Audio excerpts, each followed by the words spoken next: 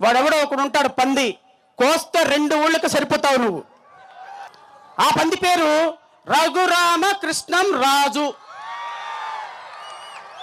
నేను ఈ వేదిక నుంచి చెప్తున్నా, మిస్టర్ రఘురామ కృష్ణం రాజు, నేను లిల్లీ పుట్టే. ఎందుకంటే కోస్తే 3 ఊళ్ళకి సరిపోయే నీ ముందు ఎవడైనా లిల్లీ పుట్టేరా బొగడం, ఎవడైనా లిల్లీ పుట్టే. నీకు ఛాలెంజ్ చేసి చెప్తున్నా, ఈ వేదిక నుంచి నీకు ఛాలెంజ్ చేస్తున్నా. నువ్వు దమ్ము ధైర్యం ఉంటే అరే నువ్వు సూట్ వేసుకోరా ఒక్కసారి, నేను చూస్తా నీకు. నువ్వు సూట్ వేసుకో. భీమవరంలో ఉన్న క్లాత్ మార్కెట్లో మొత్తం బట్టలు కొన్నా కూడా నీకు సూట్ సరిపోదు. భీమవరంలో ఉన్న క్లాత్ మొత్తం కొన్నా కూడా నీకు సూట్ సరిపోదు. నువ్వేంట్రా సూట్ గురించి మాట్లాడుతున్నావు? I'm very sorry to say. ఎందుకంటే లిల్లీ పుట్టు లాంటి నువ్వు నన్నంటే నేను అడవి పందాన్ని నిన్నానా? కొవ్వు పట్టిన పందాన్ని నిన్నానా?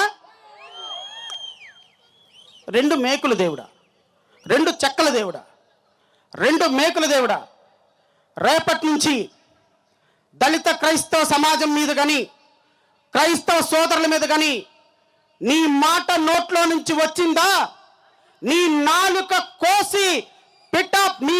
కోసి పిఠాపురంలో పవన్ కళ్యాణ్కి బహుమతిగా ఇస్తాను ఈ వేదిక నుంచి ప్రకటిస్తున్నాను. నేను నిన్న సోషల్ మీడియాలో కూడా పెట్టాను, నిచ్చినేసుకోవాలరా నువ్వు నా నాలుగు కోయాలంటే పుట్టినవాడుగా అని.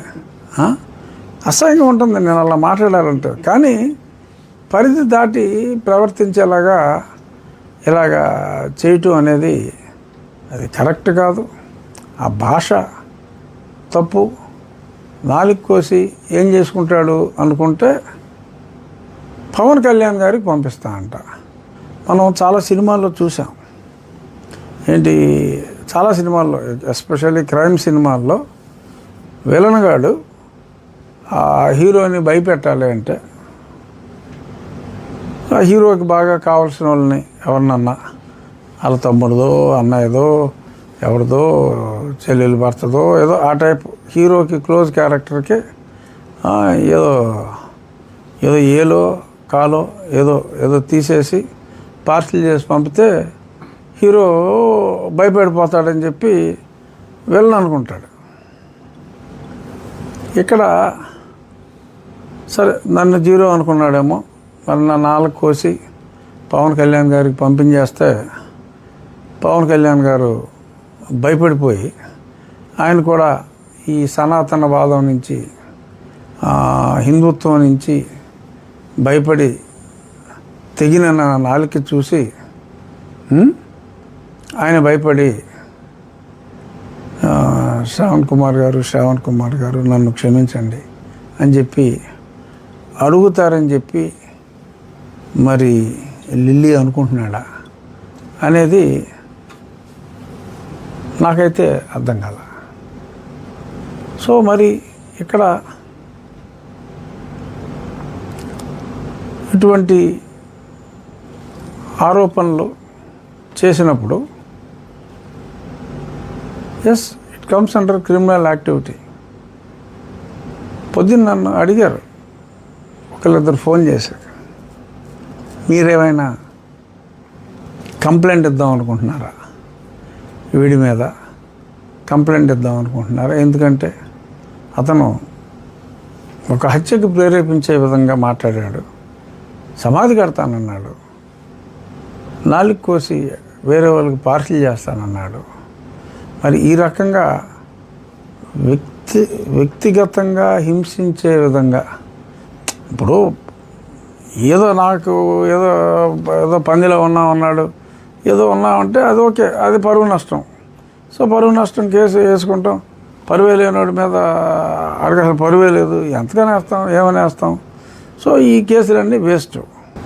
పవన్ కళ్యాణ్ గారు ఒక స్టేట్మెంట్ ఇచ్చారు. ఏమని చెప్పారు మీకు గుర్తుందా?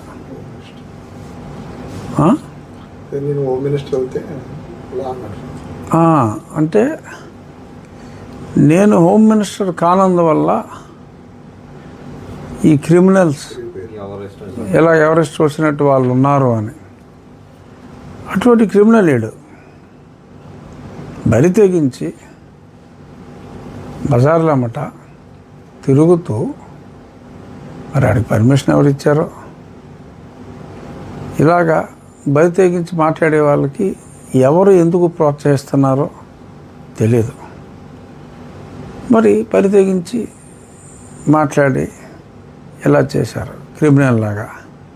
సో ఇటువంటి క్రిమినల్స్ ఆట కట్టిస్తాను అని, హోమ్ మినిస్టర్ అయితే ఆట కట్టిస్తానని పవన్ కళ్యాణ్ గారు అన్నారు.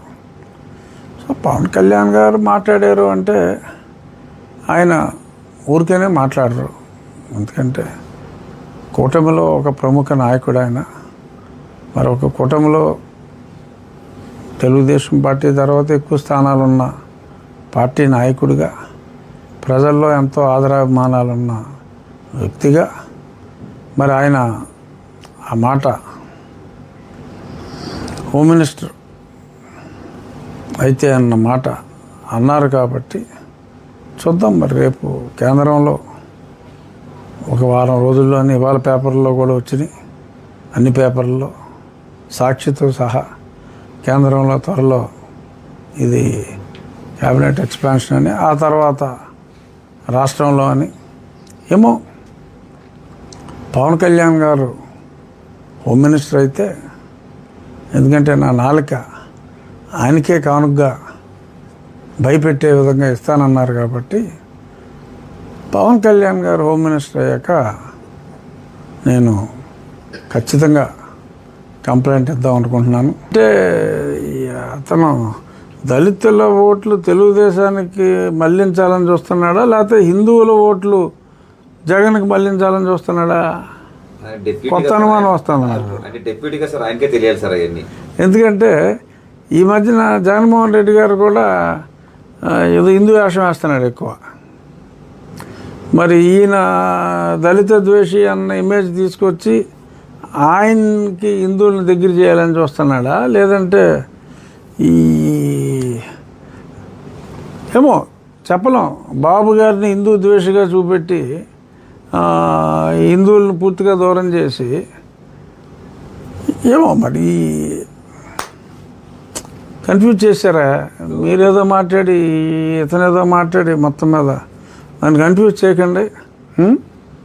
ఇప్పటికే నా నాలుగు ఏమైపోతుందో అన్న భయంలో నేనున్నాను.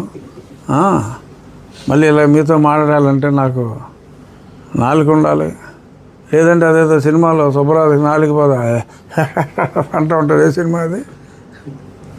ఏదో మహేష్ బాబు సినిమా. సుబ్బరాజు మాట పోద్ది అనమాట.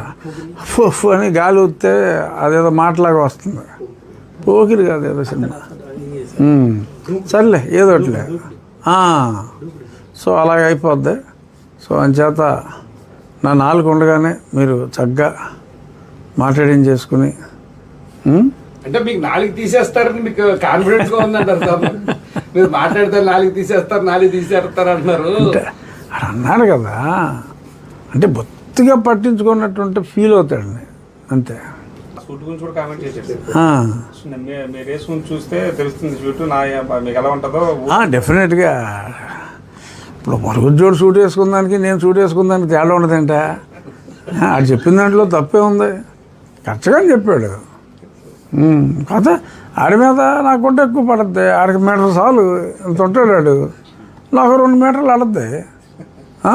మరి హైట్ ఉంది వెయిట్ ఉంది కదా, తప్పేం మాట్లాడాడు పాపం. నాకు చిన్న గుంట సరిపోద్దురా షూట్కి, నీకైతే భీమవరం షాపులన్నీ కావాలన్నాడు. అంటే భీమవరం అంటే ఒక చిన్న ఊళ్ళో ఉంది ఆడికి. భీమవరంలో 2 మీటర్లు దొరకదా? భీమవరం గురించి తెలియదు ఆడికి. ఆడికి ప్యాంట్కి అండర్వేర్కి దేనికి పెద్ద తేడా ఉండదు కదా. సరే ఎనీ ఆడి సంస్కారహీనుడు, మన సంస్కారం మర్చిపోకూడదు కాబట్టి ఎందుకంటే ఎక్కువ మాట్లాడకూడదు. ఇంకేమన్నా సందేహాలు ఉన్నాయా? దీని మీదే సార్ చంద్రబాబు నాయుడు గారిని కానీ లోకేష్ గారిని కానీ ఓరి బాబే వదిలేరా బాబు ఇంకా దాన్ని. ఈ అనుమానాలు తగలయా? సో అంటే అనుమానం రావడం సహజం, కానీ డెఫినెట్గా అటువంటి యూజ్లెస్ ఫెలోతో ఎవరు కూడా మాట్లాడరు. అనుమానం రావడం సహజం. అనుమానం వచ్చే విధంగా అతను ఆ ట్రిక్ ప్లే చేసి ఉండొచ్చు, అంతే తప్ప అనుమానాలు మీరేమీ పెట్టుకోవద్దు. ఖచ్చితంగా వీలైనంత త్వరలో నేను కంప్లైంట్ ఇచ్చే అవకాశం నాకు వస్తుందని ఊహించుకుంటున్నా. అది మెయిన్. Thank you.